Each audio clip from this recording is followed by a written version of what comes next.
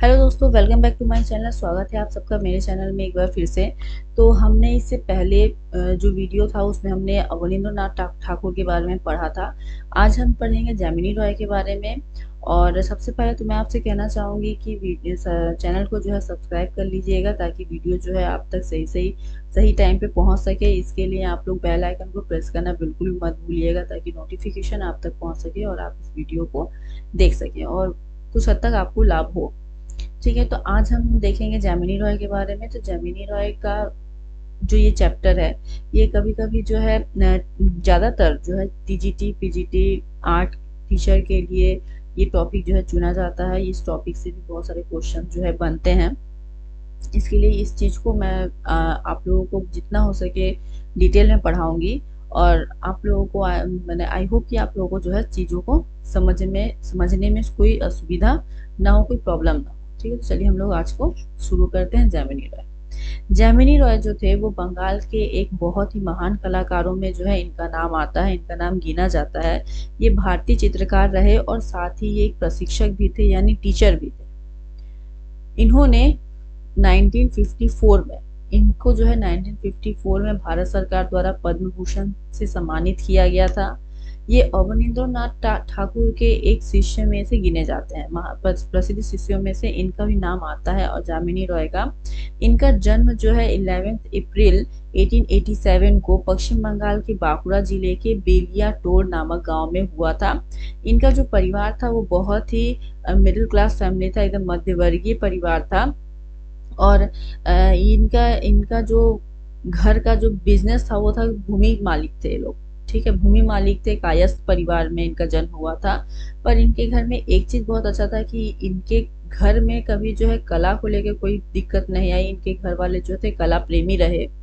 और साथ ही इनके भविष्य में जो है, जबकि इनका घर में कला प्रेमी लोग थे, माने कला को जो है मानने वाले थे, तो इनको कभी भविष्य में इस चीज को लेकर कभी कोई दिक्कत नहीं आई थी। जब ये 16 साल के हुए तो इनका दाखिला जो है कलकत्ता के गवर्नमेंट कॉलेज ऑफ आर्ट में हुआ। मैं इनका admission government college of art से ये अपनी कला की शिक्षा को ग्रहण किए। उस समय जो थे ईबी हेवल, उस समय ईबी हेवल जो थे गवर्नमेंट आर्ट कॉलेज के प्रिंसिपल थे, और उनके साथ जो थे रविंद्रनाथ ठाकुर उनके मैंने उनके साथ दे रहे थे उस वक्त। और उसी समय जो है बंगाल शैली का विकास भी हुआ था। सन 1905 में बंगाल शैली विकसित हुई थी। उस समय बहुत सारे आर्टिस्ट जो थे, नंदलाल बोस, ये सब जो आर्टिस्ट थे, ये सब जो है बंगाल शैली में अपनी कला को निखार रहे थे, भारतीय कला को और प्रोत्साहित कर रहे थे और आगे बढ़ा रहे थे। तो उसी समय इन्होंने सन 1908 में अपनी ललित कला में डिप्लोमा पास किया।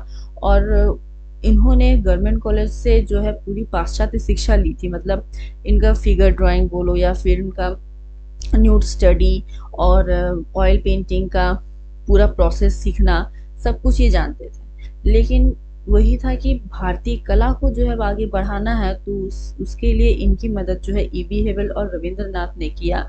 और उन्होंने इनको जो है एक रास्ता दिखाया कि पाश्चात्य को जो है अब पीछे छोड़ के मैंने आगे बढ़ना है, हमें अपनी भारतीय कला को जो है आगे बढ़ाना है। तो इसके लिए इन्होंने अपनी पाश्चात्य शैली को पूरी जो है त्याग दिया। और लोक जीवन और आदिवासी कला की ओर इनका ध्यान जो गया, और वह अपने चित्रों में कालीघाट पेंटिंग से को जो है का फॉर्म जो है अपने चित्रों में लेके आए। कालीघाट पेंटिंग का प्रभाव इनके चित्रों में देखने को मिलता है, जहाँ पे बोल्ड स्पिनिंग ब्रश स्ट्रोक्स देखने को मिलता है, जो कि हम लोग इनके काम में आगे जाकर देखेंगे। ठीक है, तो 1921 और 1924 का जो समय था, उस समय इन्होंने संथाल नृत्य यानी संथाल डांस के नाम से मैंने एक सीरीज पेंटिंग बनाया था। ये था उस पेंटिंग का कुछ 2 पार्ट मैंने लिया है, संथाल डांस। तो इस तरह से उन्होंने बहुत सारे पेंटिंग्स बनाए थे। आप यहाँ देख सकते हैं कि ये कालीघाट पेंटिंग का बहुत हद तक प्रभाव जो है इस पेंटिंग में देखने को मिलता है। और पूरी तरह से ये इंडियन फोक आर्ट की तरह लग रहा है। फोक आर्ट जो भारतीय जो लोक कलाएं हैं, उनका जो फॉर्म है एकदम सेम वैसा ही इनका भी फॉर्म देखने में लगता है। इनकी जो शैलियाँ कैसी थी, अभी तक हमने देखा कि इन्होंने ओवरऑल क्या क्या काम किया। अभी इनकी शैलियाँ, इनकी जो आर्ट शैली थी वो कैसी रही। जैमिनी रॉय ने अपना करियर जो है कमीशन वर्क से शुरू किया था, यानी उन्होंने जो है मैंने किसी का ऑर्डर लेकर काम करते थे। इस तरह से उनको कुछ टूक-टाक पैसा मिलता था, जिस वजह से वो अपना काम शुरू किए थे। लेकिन बाद में उन्होंने सन 1920 के दशक में अचानक से उन्होंने कमीशन वर्क जो है बंद कर दिया। एक्चुअली अचानक से ही नहीं, मतलब उन्होंने बंद कर दिया इसलिए क्योंकि उन्हें जो है अब लगा कि नहीं, अब अपनी एक शैली विकसित करनी चाहिए। बहुत हुआ ये काम, तो अपनी शैली विकसित करनी चाहिए। इस वजह से उन्होंने जो है कमीशन वर्क को पीछे छोड़ दिया और अपनी शैली शैली को आगे बढ़ाने में लग गए। जहाँ पे उनकी शैली में जो है बंगाल लोक परंपराओं का जो है प्रभाव देखने को मिला। उन्होंने अपने पूरे जीवन काल में लगभग 20,000 पेंटिंग्स बनाई। मतलब कमीशन वर्क पकड़ के देखा जाए, कमीशन इंक्लूडिंग कमीशन वर्क, तो उन्होंने पूरा 20,000 पेंटिंग बनाया और उन्होंने कला का समर्थक जो है सामान्य मध्यवर्गीय परिवार को ही माना। मैंने उनका जो पेंटिंग का थीम था, एक तो वो बंगाली लोक कला से प्रभावित थे, दूसरा उनका जो पेंटिंग का थीम था वो था कॉमन पीपल, ठीक है, सामान्य मध्यम वर्ग, एकदम कॉमन पीपल, गांव के लोग। जैसे कि उनकी पेंटिंग में 3 चीजें ज्यादातर उन्होंने अपने चीजों को दिया।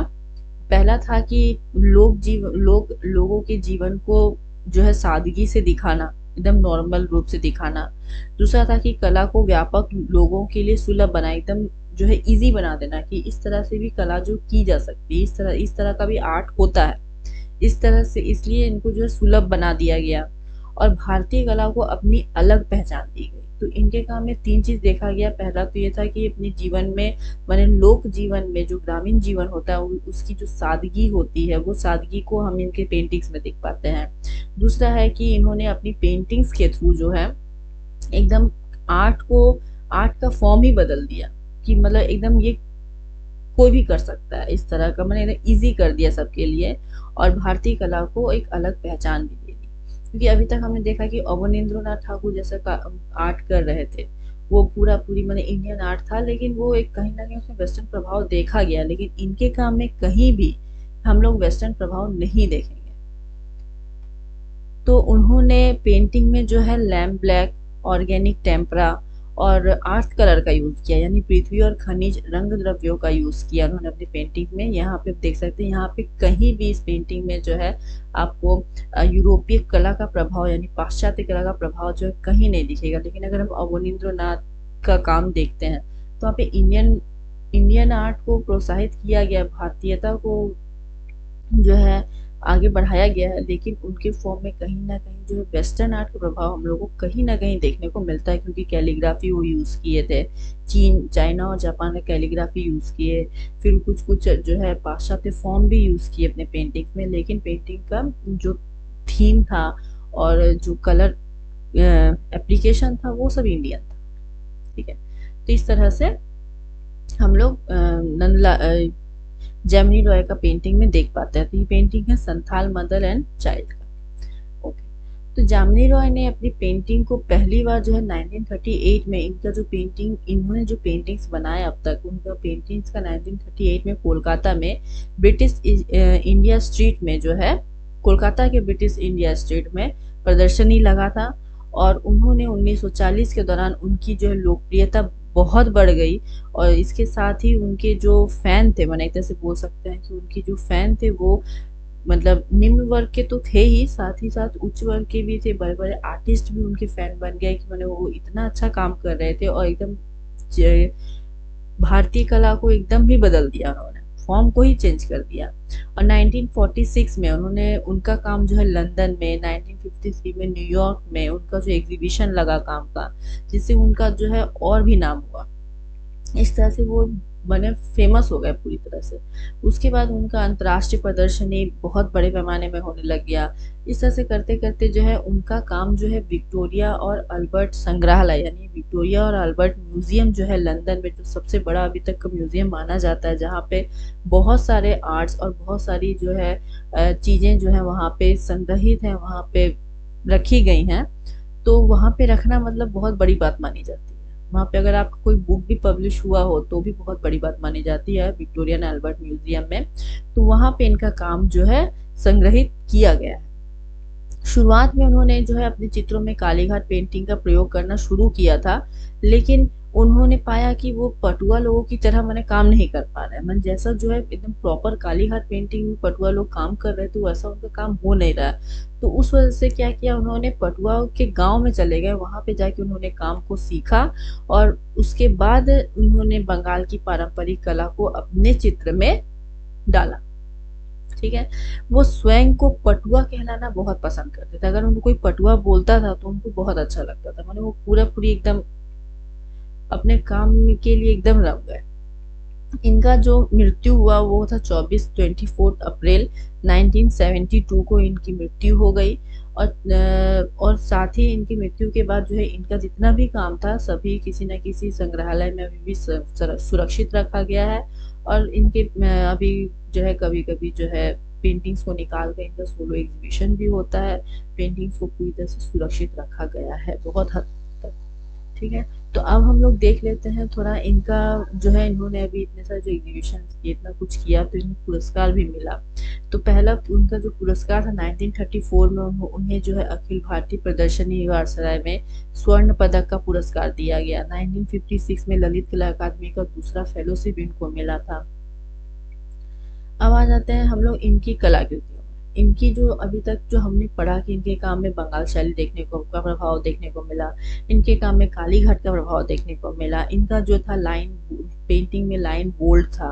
तो ये सब चीज कैसा था, तो इस चीज को हम लोग पेंटिंग्स को देख लेंगे। जब तक हम लोग पेंटिंग्स नहीं देखेंगे तब तक हम लोग समझ नहीं पाएंगे कि जेमिनी रॉय का पेंटिंग्स ओरिजिनल में था कैसा।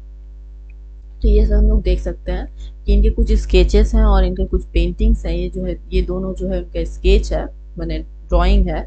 और ये ड्राइंग जो है इसका नाम है वुमेन सीटेड, या कभी कभी इसका नाम जो है सीटेड वुमेन भी रख देता है, दे देता है।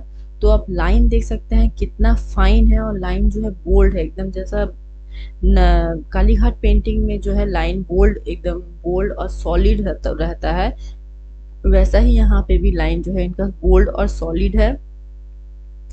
और भी पेंटिंग देखिए, यहाँ पे देखिए, यहाँ पे सब में वही मिलेगा, लाइन सॉलिड और बोल्ड है। और कलर जो है एकदम फ्लैट कलर का यूज है, कहीं पे भी जो है शेड आपको देखने को नहीं मिलेगा, कहीं भी किसी तरह का शेड नहीं है। ग्रामीण जीवन है। ये जो हॉर्स है, ये जो हॉर्स है, ये हम लोग देखते हैं ना कि मंदिर में हम लोग जो है घोड़ा चपाते हैं मन्नत मांगने के लिए, तो ये बांकुड़ा में ऐसा घोड़ा बनाया जाता है। तो ये उसी घोड़ा को बनाया है, मतलब पूरा ग्रामीण संस्कृति और ग्रामीण लोगों के जीवन को ही इन्होंने दिखाया है। अब देख सकते हैं ये कुछ अजंता का भी फ्लेवर इसमें देखने को मिलेगा, क्योंकि इसकी इनकी जो भंगिमा है, इनका जो खड़ा होने का तरीका और हाथ का जो पोस्चर आप देख सकते हैं, तो ये सब जो है कुछ कुछ अजंता का भी प्रभाव, मतलब भारतीय हमारे अजंता का भी प्रभाव यहाँ पे देखने को मिल सकता है। आंखें आप देख सकते हैं, तो मतलब पूरी तरह से जो है एकदम इंडियन है। और साथ ही यहाँ पे जो है आलपोना जिसको हम लोग बोलते हैं, अरिपना आलपोना, और जो दीवारों में दिया जाता है गांव में त्योहारों में, तीज त्योहारों में, तो उसका भी इन्होंने अपने पेंटिंग्स में देखिए यूज किया हुआ है। ठीक है, तो इन्होंने बहुत सारी ज्यादातर पेंटिंग देखिए उसी तरह का है, ब्राइड एंड टू कंपेनियंस। फिर यहाँ पे दो बिल्लियां हैं जो कि क्रेफिश को पकड़े हुए हैं। ये देखिए इस तरह का भी पेंटिंग इन्होंने किया, द फ्लावर। तो ये पेंटिंग देखिए कितना सॉफ्ट है, कलर कितना सॉफ्ट है। ये इन सब पेंटिंग्स में जो है सॉलिड रंग देखने को मिला, कहीं पे भी जो है कहीं भी शेड नहीं है, बस इसमें एक बस इसमें जो है शेड देखने को मिलता है, परछाई देखने को मिलती है, लेकिन बाकियों में देखिए आप कहीं भी को जो है परछाई देखने को नहीं मिलती है। और फिगर जो है थोड़ा इलोंगेटेड है। कृष्णा जसोदा है, ये है पार्वती एंड गणेशा। ये पेंटिंग जो है इनकी बहुत फेमस है, ये पेंटिंग हमेशा जो है दिखाई जाती है, और इसको दिखाकर ही कभी कभी क्वेश्चन पूछा जाता है कि ये पेंटिंग किसकी है, इस पेंटिंग का नाम क्या है, इस तरह से। कृष्णा और गोपीस, कृष्णा को लेकर कृष्ण लीला सीरीज भी उन्होंने बनाया, कृष्णा को लेकर बहुत सारे पेंटिंग्स बनाए थे, आप देख सकते हैं।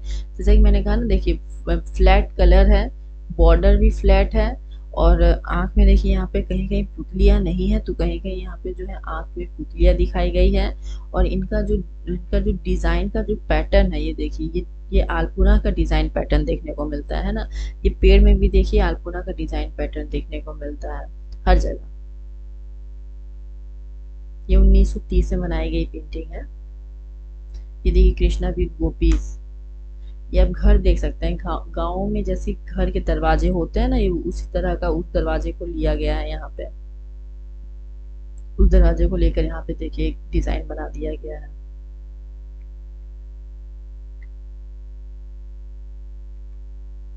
बोटिंग, जटायु सीता एंड रावणा, ये देखिए यहाँ पे मैंने स्टोरी टेलिंग पार्ट भी देखने को मिलता है इनके काम में। तो ये सब इनका काम का कैरेक्टरिस्टिक्स है कि स्टोरी टेलिंग पार्ट है, फ्लैट कलर्स है, डेकोरेटिव है, थोड़ा सा डेकोरेटिव मीन्स कि में अल्पना मैंने का डिजाइन देखने को मिलता है। ये जो ये आप ये एक चीज आप देख सकते हैं यहाँ पे, ये जो तीन करके और फिर यहाँ पे जो बनाया गया है, ये एक तरह तो ये सीता को बनाया गया है, लेकिन अगर हम सिर्फ इस फॉर्म को देखें तो हम लोग देख सकते हैं कि हम लोग के घर पे जो है घर के बाहर जो है तुलसी गाछ हम लोग लगाते हैं, तुलसी का पौधा हम लोग लगाते हैं। तुलसी का पौधा लगाने के लिए हम लोग एक वेदी के जैसा बनाते हैं, इस तरह से रहता है। तो वो भी तो उस चीज को यहाँ पे यूज कर दिया गया है। अब इस चीज को भी देख सकते हैं, फॉर्म को देख सकते हैं। मछली देखिए, पानी है लेकिन पानी को पानी के लहरों को न बना के पूरा फ्लैट कर दिया है कलर को। तो उनके काम में यही बहुत ही इम्पोर्टेंट चीज़ है कि वो फ्लैट कलर का यूज़ करते थे, बोल्ड लाइन था, आंखें लंबी थी और फिगर जो है छोटे होते थे, मिनिएचर साइज के होते थे, कहीं कहीं फिगर जो है इलोंगेटेड दिखाए गए हैं। अजंता का भी प्रभाव आप कहीं कहीं बोल सकते हैं कि उनका फिगर का जो मूवमेंट है वो देखने को मिलता है पर लेकिन जो है कलर में किसी तरह कोई शेड्स नहीं है। तो ये सब इनका जो है काम का कैरेक्टरिस्टिक्स है। ठीक है, तो अगर टॉपिक आई होप कि आपको समझ आया होगा जैमिनी रॉय के बारे में। अगर कुछ समझ ना आया हो तो एक बार और फिर से वीडियो को जो है पॉज करके अच्छी तरह से देख लीजिएगा। तो हम लोग मिलते हैं अब नेक्स्ट वीडियो में, और चैनल को जो है फिर से अगर पसंद आए तो लाइक शेयर सब्सक्राइब कर दीजिएगा, दोस्तों तक पहुंचा दीजिएगा। ठीक है, चलिए।